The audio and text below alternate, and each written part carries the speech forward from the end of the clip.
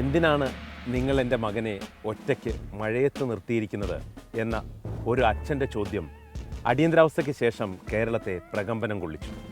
എല്ലായിടത്തെയും പോലെ ആയിരുന്നില്ല കേരളത്തിലെ അടിയന്തരാവസ്ഥ. കേരളത്തിൽ അടിയന്തരാവസ്ഥയുടെ ഭീകരത അറിയുന്നത് 1977 അടിയന്തരാവസ്ഥയ്ക്ക് ശേഷമായിരുന്നു. 77 കെ കരുണാകരൻ മുഖ്യമന്ത്രിയായിരിക്കുന്ന സമയത്ത് നിയമസഭയിൽ കെ രാജൻ്റെ തിരോധാനത്തെക്കുറിച്ച് ചോദ്യം വന്നു. കെ കരുണാകരൻ മുഖ്യമന്ത്രിയായ ആ നാളുകളിൽ അടിയന്തരാവസ്ഥ കാലത്ത് പിടിച്ചുകൊണ്ടുപോയ കോഴിക്കോട് എഞ്ചിനീയറിംഗ് കോളേജിലെ രാജൻ എന്ന വിദ്യാർത്ഥിയെ കാണാനില്ല എന്ന ചോദ്യം നിയമസഭയിൽ ഉയർന്നു.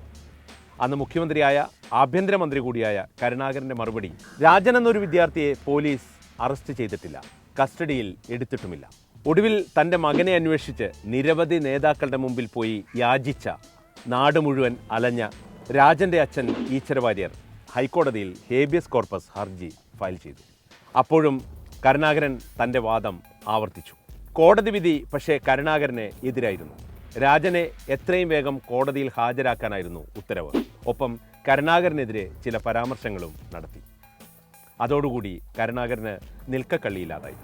പ്രതിഷേധം കേരളം മുഴുവൻ അലയടിച്ചു. അങ്ങനെ 1 മാസം തികയുമ്പോൾ കെ കരുണാകരൻ രാജിവെച്ചിരുന്നു. ഒടുവിൽ രാജനോടൊപ്പം അറസ്റ്റ് ചെയ്യപ്പെട്ട ജോസഫ് ചാലിൽ പുറത്തുവന്ന് പറഞ്ഞു, രാജനെ മാർച്ച് 2-ാം തീയതി പോലീസ് ഉരുട്ടിക്കൊന്നുവെന്ന്.